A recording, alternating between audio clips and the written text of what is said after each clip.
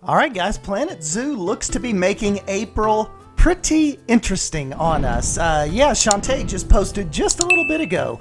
Planet Zoo Update 1.2 coming April 7th. So if a lot of you guys, if you don't get a chance to jump on the forums much, or if you're not actually logged in or signed in over there, I'll just go ahead and I'll read you the update and you can let me know your thoughts down below, and if they're if they've hit on stuff that you've kind of wanted to hit on, or if it's stuff that you think may bring you back to the game. One of the interesting things about this, though, is we always know, typically, that with these free, larger updates, we may have some DLC on the way, and we now know that, I guess I was wrong when I said, surely they will not wait till April to drop some DLC news on us. Well, it looks like that's exactly what's going to happen. So they are, it seems like they have definitely, hopefully, stayed true to the 3-month span between DLCs like they did with Planet Coaster. The only thing is that we don't even know about April is with like the whole office working from home. So, maybe something's happening. It usually coincides with these big free updates, but we'll just kind of have to wait and see. But April is sneaking up on us pretty quick. So let's jump into this real quick, and it says, we're thrilled to announce free update 1.2 coming to Planet Zoo on April 7th. This free update contains a variety of different features and improvements based on community feedback. This post will give you more information on what we will be implementing in our next update and how it may affect your gameplay. So the first thing that Shantae hits on is genealogy. It says, building further upon your great feedback, we are ready to reveal the genealogy UI. Upon selecting an animal, you will be able to see which animals are their parents, siblings, mates, and offspring. Each animal is selectable, allowing you to walk along family bloodlines. So you can also see close relations easily and even work out common ancestors, all handy to avoiding inbreeding. Every time I hear that word, I think of Wrong Turn. You guys ever seen that horror movie, Wrong Turn? We're also exposing deeper genetic information. For the first time, you'll be able to see the genetic identity of genes. And then parentheses, it says a simplified genetic code. While it's not necessary for all you do to dig into this much detail, avoiding inbreeding is fine. We still wanted to give you the chance to see these mechanics in action. So that's as far as your genealogy goes. It will actually have its own interface now. Really cool. New difficulty settings. We are introducing new difficulty settings to Planet Zoo. You will now be able to choose between easy, medium, the current game difficulty, and hard. These settings will affect whether animals get bored of enrichment items, that's on hard difficult only, how quickly animals get stressed, how difficult it will be to maintain animal welfare, whether guests will request refunds, that's on hard difficulty only, how willing guests are to spend money, how much guests learn from education sources, what % of guest happiness is required for the 5-star rating, how fast your staff gets tired, and how large of a happiness boost staff get from training. So it says when loading into a zoo in any mode, you will get the opportunity to choose from these 3 settings. For more information on these settings, you'll be able to select the question mark icon above the settings to learn more about what will change when you play. It says you're free to change the difficulty at any time via the settings while you're inside your zoo, so the difficulty settings will be able to change to suit you at any moment. Now, here's another thing you guys have given them a lot of good feedback on. Changes to animal feeding. Since launch, we've received a lot of feedback regarding the way keepers feed the animals in your zoo. We thank you all for taking the time to explain to us the changes you would like to see in the system. Here's what's going to happen on April 7th. Keepers will now fill feeding stations in a different, more efficient order by filling up the ones that's closest to the keeper first before moving on to the next one and so forth. So I know a lot of you guys were talking about if you have feeding stations in the far back of your exhibit, they were going back there and feeding those, and sometimes you were saying that they were just skipping like 2 or 3 other ones and leaving the exhibit. So now that is going to work more efficiently because the keepers are going to choose the one that's closest to them first. Keepers' food prep time has been simplified, so it'll be the same for all habitats regardless of the number of animals and mix of species. Previously, this caused intermittent hunger in some habitats.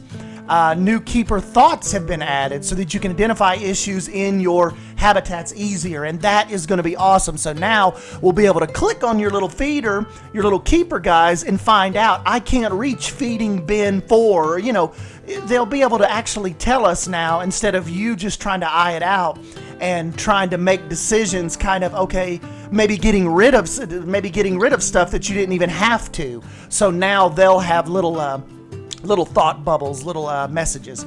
It says animals in mixed species habitats will now be able to eat any upgraded versions of shared foods. Previously, food theft could cause intermittent hunger in some mixed habitats. For example, all animals that eat at level 1 hay will be able to eat at any upgraded version of the hay.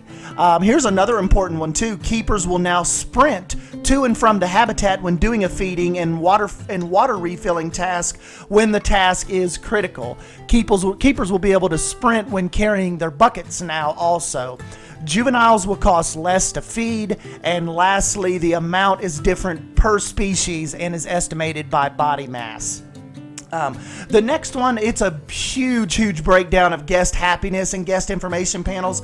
I'm not going to read through all that because it is a lot. I'll just go over some of the quick highlights for you here, and then we'll move down to kind of like the bottom section of this. So Shantae says the team have made some great changes to the guest information panels to help you learn more about your zoo and how you can improve it. Guest education has been split from happiness and now offers a spending bonus multiplier, meaning a well-educated guest will want to spend more money. We've also added a new management screen for education. More on this further down the post. The guest information panel will now include a new tab, the history tab. This will show their opinions on their entire stay in the zoo to indicate what they may have liked or disliked during the visit. So, easier for us to tool or maybe change, mitigate problems before new guests start coming in. The guest history tab will include ticket price, environment, litter, vandalism, staff facilities, their feelings about the animals and security, as well as any other issues they had that affected satisfying. Guest thoughts will now have timestamps, so you'll know how long a guest has had that thought and whether it's relevant or not. All the opinions that guests have will be classed as happy, green face, neutral, orange face, or unhappy, red face. Guests will not be applied. Here's the one thing about your kind of what's going on right now with your zoos.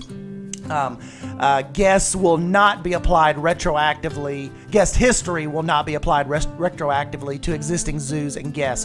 For the guest history to become available, you would need to play that in that zoo for a while so that the history can be generated and applied to the tab. So, when you go into your zoo right now, it's not going to pull up their thoughts and their history from a month ago. It's kind of going to start on April 7th. And the last part on this we'll go over, it says guests will now also display their arrival date, projected leaving date, and the progress of their visit. You can view this in the guest information tab. So a lot of interesting stuff on there, and like I said, there's a whole nother little section about guest education management tab. So if you get a chance, I'll link this in the description box below as well, so you can go check it for yourself. Next spot, increased social interactions. All animals in game, including Deluxe Edition and Arctic Pack animals, will now trigger their social interaction animations more frequently. So what we're hoping is a less, really kind of less sleeping.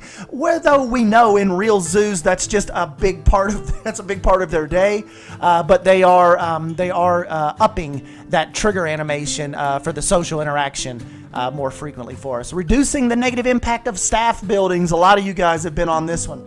After building a shell around your staff buildings or placing decorations around them, the negative impact radius will be reduced. The radius can be reduced up to 50%. To get the full 50%, your scenery rating for the facility must be at 100%. So, yeah, definitely a lot of you guys have been hitting on that, and they are on April 7th. They are planning on reducing the negative impact of staff buildings. Search added to Zoo Zoopedia UI. So when using the Zoopedia, you will now be able to search for the species by typing, as well as being able to scroll through the UI. So a lot of little quality of life kind of issues here. Another one for you franchise nerds. Research shared across all franchise zoos.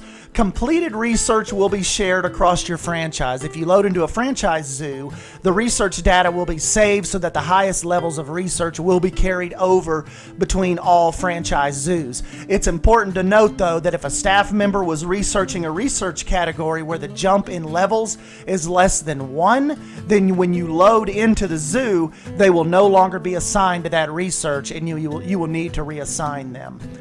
So it says, in order to make sure you've got all your research data from across your franchise, you'll need to load into each zoo individually. This is due to the fact that if we were to do this in the background, it could create incredibly long loading times for you. So to make the game more seamless when loading zoos, your franchise zoos will load research individually once you load into them. Once your franchise zoos are all up to date, this will create a new baseline of research shared across them until you upgrade research further. Next up, big one, path system improvements. We have added a variety of improvements to our pathing system. Staff buildings will connect to staff paths with a staff path, and standard path will connect up with standard path. Guest facilities will continue to connect with standard paths. You will now be able to click over normal path to replace it with a staff path, similar to how you change the texture of a path and vice versa. Double-clicking a path piece will now open the path editor with that path type and texture selected to continue building with it. And here's another really cool one, particularly for the Bro Nation nerds. We've also added the ability to set step height in half-meter increments, making it easier to shape your paths around terrain. And then, of course, the last part is added creativity. So the last thing Shantae says is, of course, we couldn't complete this free update without some new enrichment items, building pieces, and foliage. Among other items, we will be adding in new tropical and moss rocks, as well as the much requested glass panel pieces. We can't wait to see what you build with those. Update 1.2 will arrive alongside bug fixes and gameplay tweaks that will improve your Planet Zoo experience, and you'll get the full update note when it goes live on April 7th. Thank you all for your wonderful support and feedback on Planet Zoo. We are grateful to have such a caring, enlightening community, Shantae. And so yeah, that kind of wraps up that.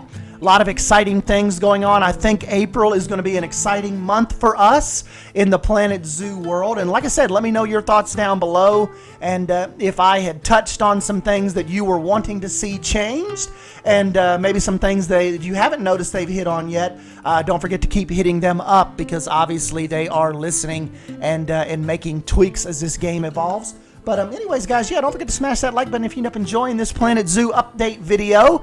And don't forget to subscribe and to keep up with more of this mischief. And we will jump in and take a look at all the changes on April 7th. And yeah, I'm S. Dan Wolf, and I'll catch you in the next video. Thank you. See ya.